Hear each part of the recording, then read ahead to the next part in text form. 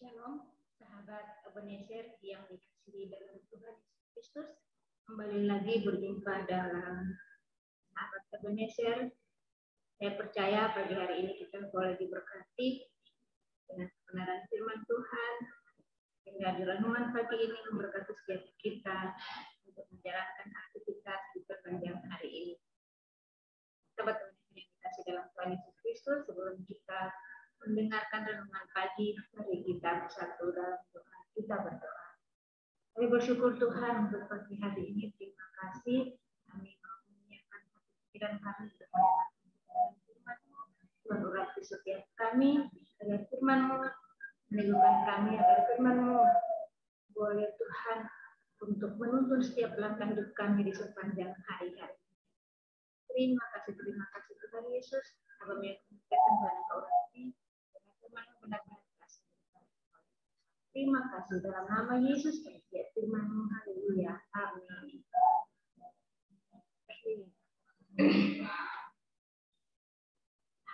Sahabat Ebenezer yang dikasih dalam Tuhan Yesus Kristus, dimanapun Anda berada saat ini, renungan pagi saat ini terambil di dalam Keluaran pasal yang ke-32 ayat yang ke-11 sampai ayat yang ke-32 dan Markus 10 ayat yang ke-45. Pagi hari ini kita mau belajar ciri-ciri menjadi seorang pemimpin Kristen. Bagaimana saja ciri pemimpin Kristen? Teman-teman yang dikasih dalam Tuhan Yesus Kristus, ada 3 ciri yang akan kita bahas selama 3 hari berturut-turut. Saya percaya kita mau menjadi pendengar-pendengar yang baik, yang mau melakukan menjadi pemimpin-pemimpin Kristen yang baik. Hari ini kita akan membahas tentang latar belakang daripada 3 ciri ini, dan besok seterusnya kita akan bahas tentang 3 ciri yang Tuhan maksudkan di dalam ayat kita pagi hari. Oke teman-teman, langsung saja sahabat Ebenezer dimanapun Anda berada, saya tidak membacakan keseluruhan daripada ayat ini, tapi ada beberapa ayat yang saya akan bacakan. Di ayat yang ke-10 dari pembacaan kita Keluaran 32 ayat 11 sampai ayat yang ke-32 dikatakan, lalu Musa mencoba melunakkan hati Tuhan Allahnya dengan berkata, mengapakah Tuhan murkamu bangkit terhadap umatmu yang telah kau bawa keluar dari tanah Mesir dengan kekuatan yang besar dan dengan tangan yang kuat?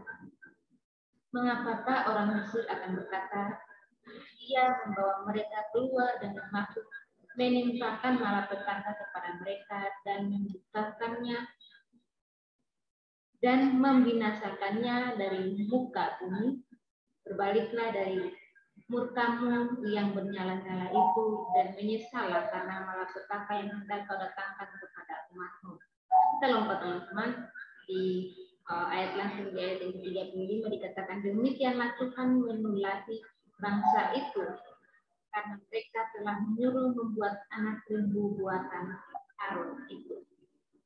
Nah, teman-teman yang dikasih dalam Tuhan Yesus Kristus, Markus 10 ayat 45 dikatakan bahwa karena anak manusia juga datang bukan untuk dilayani, melainkan untuk melayani dan untuk memberikan nyawanya menjadi tebusan bagi banyak orang. Kita belajar dari seorang pemimpin. Seorang pemimpin bukan berarti membuat suasana tidak kembali kacau, membuat suasana menjadi tidak karuan, tapi kita mau belajar menjadi seorang pemimpin yang mampu mengambil keputusan yang pasti. Teman-teman, sahabat Ebenezer yang dikasih dalam Tuhan Yesus Kristus, apa keunikan dari seorang pemimpin Kristen? Ya, jadi kalau kita tidak mengerti hal ini, maka kita bisa menganut standar ganda dalam pekerjaan atau usaha kita. Di dalam gereja mungkin kita bisa memiliki motivasi untuk melayani, namun di luar gereja kita bisa lupa untuk menjadi pemimpin yang melayani. Pemimpin Kristen adalah pemimpin yang melayani baik di gereja maupun di luar gereja. Itulah sebabnya adanya di masa COVID ini, ya, banyak anak-anak muda, banyak komunitas-komunitas rohani yang sudah menjangkau setiap jiwa-jiwa untuk belajar menjadi seorang pemimpin yang baik. Menjadi seorang pemimpin artinya bahwa kita harus siap sedia ditegur, siap sedia mendapatkan kritik, saran daripada setiap member-member yang ada di dalam grup masing-masing. Jadi saya percaya kalau kita melakukan dengan hati yang tulus ikhlas, maka walaupun kita melakukan melalui ritual, tapi saya percaya hati kita terus terkonek karena kita terus bawa mereka dalam doa. Ya, kita satu pertanyaan untuk kita sekarang, bahwa apakah benar seorang pemimpin itu identik dengan kuasa, identik dengan uang, identik dengan fasilitas yang mewah dan kenikmatan? Jika kita melihat keseluruhan daripada kitab Alkitab, maka kita akan menemukan bahwa seorang pemimpin tidak harus identik dengan semua hal itu. Ya, banyak orang mengikuti Tuhan Yesus ketika mereka sudah melihat mujizat. Tuhan Yesus berkata kepada mereka, serigala mempunyai liang dan burung mempunyai sarang, tetapi anak manusia tidak mempunyai tempat untuk meletakkan kepalanya. Ya, dalam Matius yang ke-20.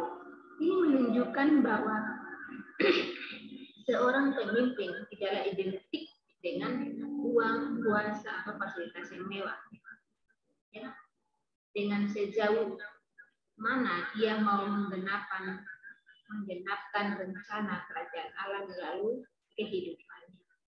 Teman-teman yang dikasih dalam Tuhan Yesus Kristus, mari kita mau melihat mengapa si Alkitab melihat seorang pemimpin itu sebagai hamba dan bukan bos. Ingat, seorang pemimpin Kristen itu adalah hamba, bukan bos. Itu yang dikatakan dalam Alkitab. Mengapa? Karena kita mengetahui bahwa Tuhan adalah pemimpin dari semua pemimpin. Dialah yang memberikan panggilan, pengetahuan, hikmat, peluang, anugerah, itu semuanya bagi kita. Kita mempunyai tanggung jawab di hadapan Tuhan. Jika kita boleh mencicipi hal-hal yang baik, maka kita harus mengakui bahwa itu semua adalah anugerah Tuhan. Ya, karena kita adalah orang sombong, ya. Kita ini adalah orang yang sombong jika mengatakan bahwa semua itu adalah karena kehebatan, kepintaran, kekuatan kita. Kita tidak menyadari bahwa apa yang Tuhan berikan kepada kita itu berasal daripada Tuhan. Tapi semuanya kita mau lakukan karena ego kita. Kita merasa kita bisa, kita merasa kita hebat sehingga kita bisa jadi seorang pemimpin. Tapi kita lupa bahwa semua itu berasal dari Tuhan. Di saat itulah kita menjadi orang yang akan didukung oleh Tuhan. Sehingga apa, saudara? Ya. Jadi seorang pemimpin Kristen tidak boleh bermental bos. Di dalam situasi apapun, ingat, di dalam situasi apapun, seorang Kristen, pemimpin Kristen tidak boleh bermental bos. Ya. Tidak akan memiliki hati yang baik. Orang kalau yang punya mental, oh saya bos, ya, dia nggak bisa melayani. Karena apa? Dia memiliki, dia punya banyak segala teman-temannya, mungkin bawahannya, sehingga apa? Dia minta dilayani. Dia lupa kalau tujuan dia Anda harus melayani.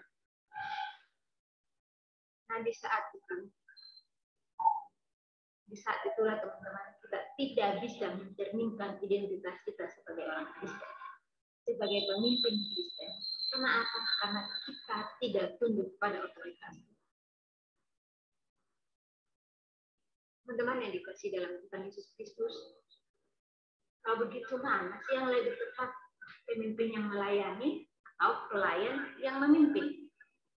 Nah, teman-teman yang dikasih dalam Tuhan Yesus Kristus, pemimpin yang melayani, ya, saat kita menjadi seorang pelayan, kita harus siap untuk menunjukkan nilai seorang pemimpin yang menyatakan kebesaran Tuhan, dan kita tidak boleh bermental budak yang tidak siap untuk menyatakan kebesaran Tuhan. Ya,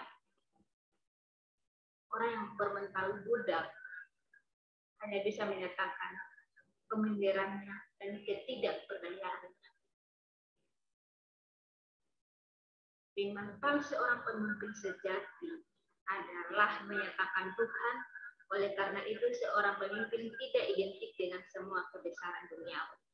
Ya, saat kita memimpin keluarga, orang-orang gereja, komunitas-komunitas Kristen yang ada, atau orang-orang di tempat usaha kita, ya, mari kita mau menunjukkan kepada Tuhan kita sudah bisa disebut sebagai pemimpin. Bagaimana dengan seorang pemimpin dunia? Teman-teman, mari kita perlu menyelaraskan paradigma kepemimpinan dalam Alkitab, ya. Markus 9 ayat 30 sampai 37 dan 10 ayat 43 sampai 45.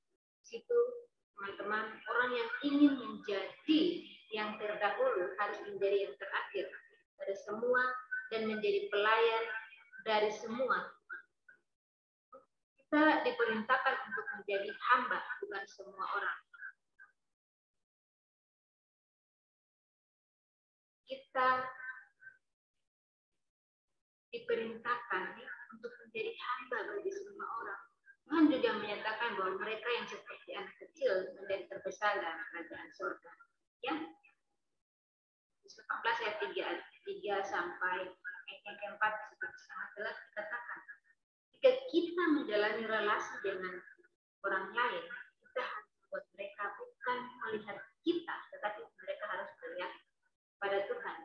Jadi mental seorang hamba Tuhan yang sejati adalah untuk menyatakan kebesaran Tuhan. Nah, teman-teman yang dikasih dalam Tuhan Yesus Kristus, segala sebabnya firman Tuhan di pagi hari ini, mari kita mau belajar, ya, jadi seorang pemimpin yang mempunyai wibawa untuk melayani, wibawa yang besar. Ya.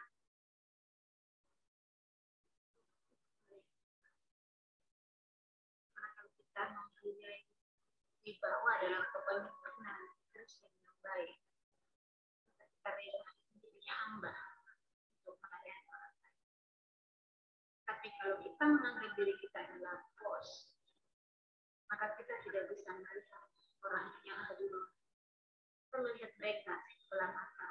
Tapi pada pagi hari ini kita mau belajar untuk menjadi pemimpin Kristen yang baik.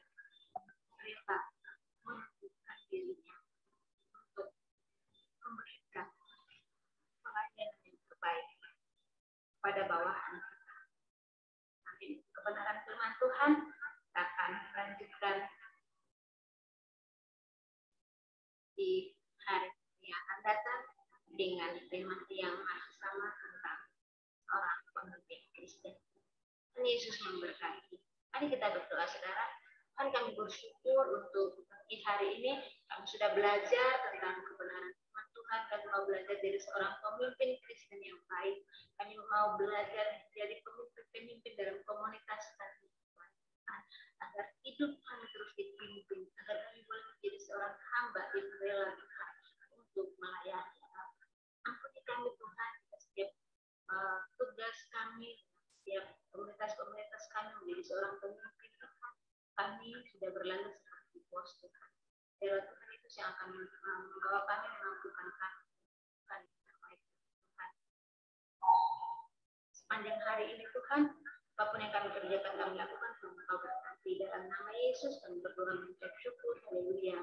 Amin. teman-teman semua. Sampai jumpa di saat teduh atau di Ebenezer malam nanti. Terima kasih teman-teman semua. Tuhan Yesus memberkati.